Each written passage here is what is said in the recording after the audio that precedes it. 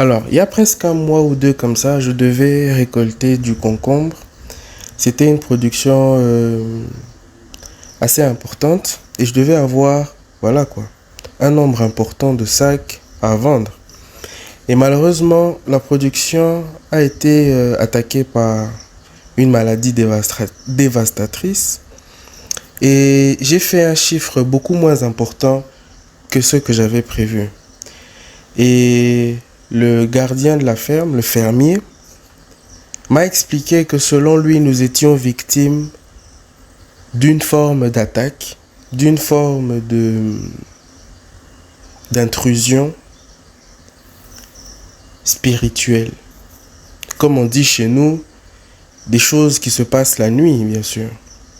Et selon lui, il fallait absolument prendre des dispositions spirituelles pour faire en sorte que nos cultures et nos productions ne soient pas affectées par cet aspect nocturne des choses.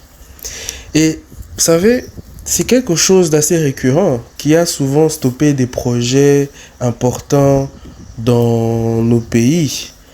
Et beaucoup de personnes sont face à des situations où ils n'arrivent pas à s'accommoder aux différentes choses qui se manifestent ou aux différentes attitudes auxquelles ils peuvent faire face. Et le fait d'être habitué à autre chose, à être citadin, fait que souvent on recule parce qu'on a peur de ce genre d'attitude et que effectivement ceux qui en parlent déjà suffisent à garder les autres bien au chaud en ville.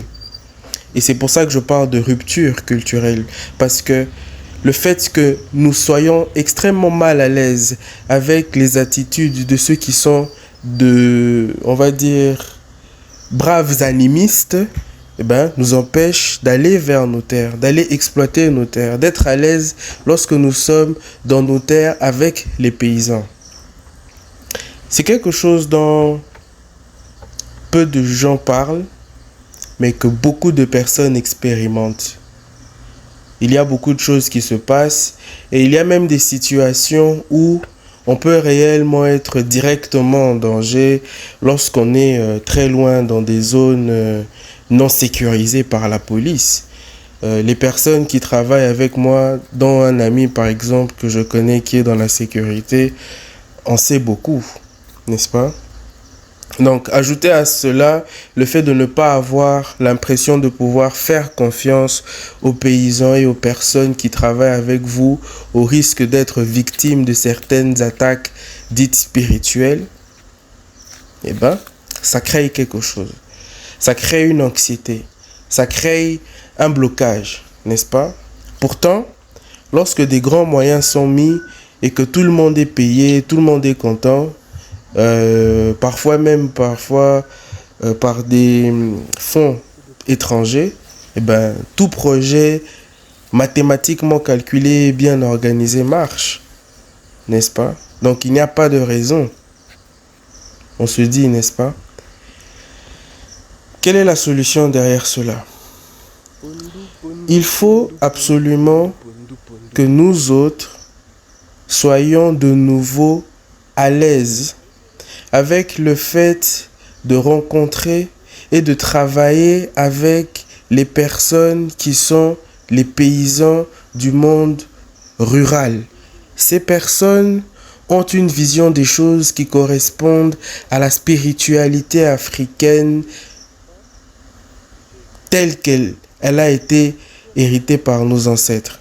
Celle-ci, prenant en compte l'aspect subtil et l'aspect quantique des choses, a tendance à donner un avantage sur les lois, on va dire, d'ailleurs, qui celles qu'ils sont, métaphysiques que ces gens utilisent pour parfois faire du mal, dire des choses, utiliser certaines techniques pour affecter les gens, n'est-ce pas? Alors, certaines personnes disent ne absolument jamais s'occuper et travailler quand même dur, ils n'ont pas tort. Et certaines personnes ont peur et ont besoin de comprendre. Et la seule manière de comprendre cela, c'est la science qu'il y a derrière et c'est la communication. Parce que derrière les relations tendues, derrière tout ce qui se passe, il y a souvent des situations à améliorer, des conversations à avoir pour améliorer le climat et faire en sorte que les paysans se sentent à l'aise avec les personnes qui viennent travailler sur les terres, n'est-ce pas? C'est une question de communication, c'est une question de compréhension et c'est une question de courage aussi. Parce que je ne suis pas en train de dire que tout le monde a bon cœur, mais que exploiter nos terres nous demande d'avoir le courage de passer par toutes les situations dont on peut parler dans ce domaine-là. Et la question justement de cette rupture culturelle et de ce malaise avec les paysans qui parfois ont tendance à être un peu particuliers, eh ben c'est une question très importante que je soulève ici. J'en soulèverai plusieurs autres. Je visiterai aussi les fermes des agriculteurs qui sont bien plus avancés que moi et qui ont bien plus d'images et de choses à présenter pour parler de différents sujets, moi étant simplement formé sur quelques questions liées à l'agriculture intensive. Donc, c'est ce que je vais faire et c'est ce que je continuerai de faire. À très bientôt.